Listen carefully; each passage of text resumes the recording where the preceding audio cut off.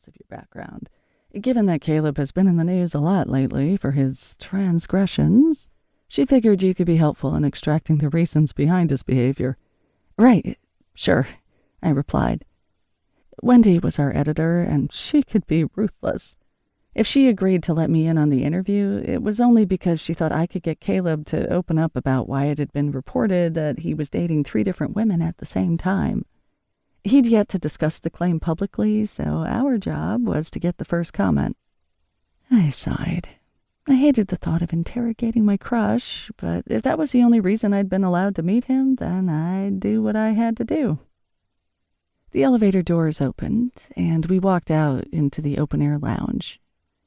I'd only been up there a handful of times for company events. Natalie went to talk with the photographer, while I settled in on the pristine white couch. How it managed to stay in like-new condition was beyond me. I imagined they had to bring the furniture inside on a daily basis, but that seemed like an awful lot of work. I retrieved my notebook from my purse, along with my favorite pen, and crossed my ankles. My heart was beating so loudly I could barely make out the traffic sounds, which was saying a lot in the middle of the city. I stared hard at the bouquet of hydrangeas on the acrylic coffee table in front of me. Maybe if I focused on them hard enough, I'd forget that I was about to meet Caleb Sex-on-a-Stick Sinclair. Natalie came up behind me.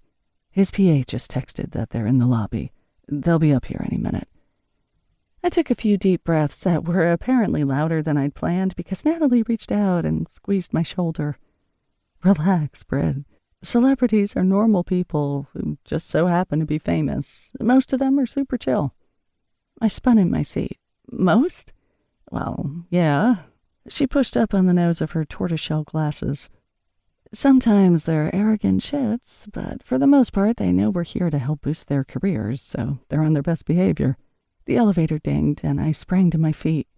Out stepped a plain-looking woman around my age, wearing a black pantsuit with her ash-brown hair pulled into a ponytail, and behind her was the subject of 85% of my fantasies.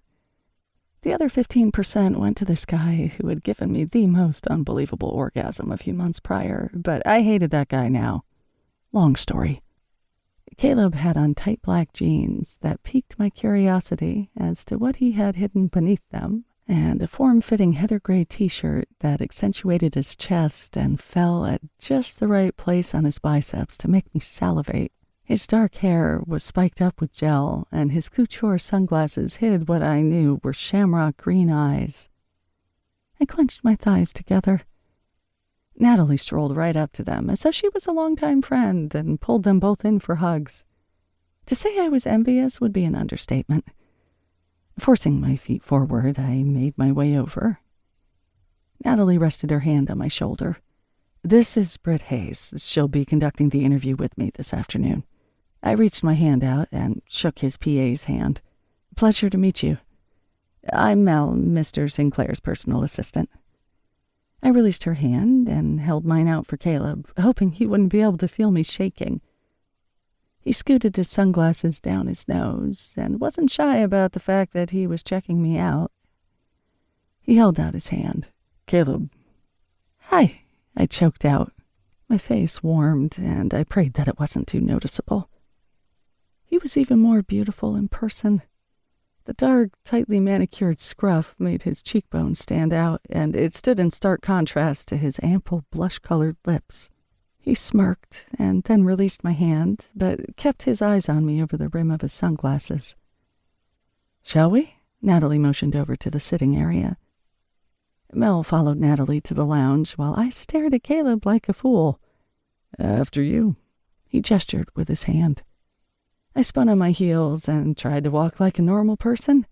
I couldn't recall the last time I'd been nervous around a guy. When I walked into a room, I owned it. But Caleb was bringing out all of my schoolgirl butterflies. I glanced cursorily over my shoulder and caught him checking out my ass. I straightened my spine as I took the final steps toward the couch. After I settled into my place beside Natalie, Caleb sat in the armchair to my left. A server appeared out of nowhere, literally. I had no damn clue where she'd come from, and I scanned the rooftop for a hint, but came up empty. Can I bring...